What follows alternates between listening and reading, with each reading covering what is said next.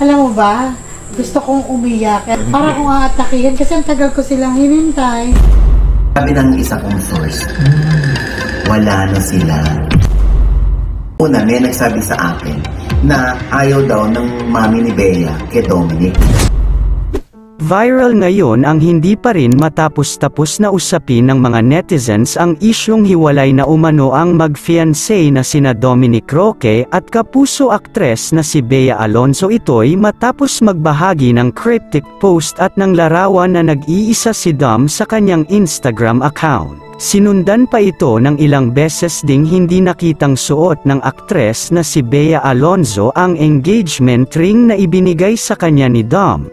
Wala rin ang aktres sa ginawang selebrasyon ng kaarawan ng ina ni Dom gayong magiging mother-in-law na ni Bea ito.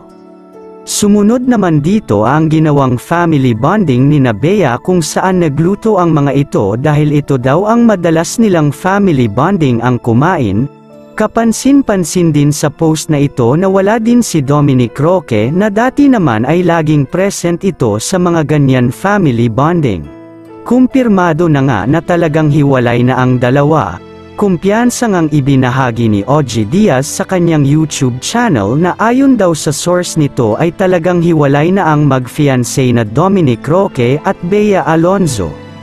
Ayon din sa source ni OG na ang hinihinalang dahilan ng kanilang paghihiwalay ay dahil ayaw umano ng ina ni Bea Alonzo na mapang-asawa ng anak nito si Dominic Roque dahil kung titignan ay mas mayaman ang aktres sa fiancé nito. Nakaagad namang pinalaga ng ina ni Bea at sinabing walang katotohanan ang lahat ng iyon dahil kung saan at kung kanino daw masaya ang anak nito ay susuportahan nito ang mga desisyon niya sa buhay. At sinabing matagal na rin itong gustong lumagay sa tahimik o makapag-asawa at bumuo ng sariling pamilya ang anak nito.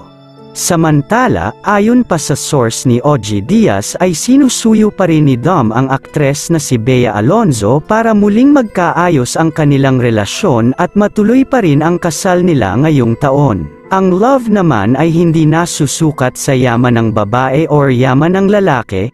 Kung talagang nagmamahalan sila huwag nilang isipin ang sasabihin ng iba, just saying. Wedding bells pa rin sa kanila, love them both together. Kayo mga ka-showbiz, anong masasabi mo sa videong ito? Mag-iwan ng komento sa ibaba. Maraming salamat po sa panunood.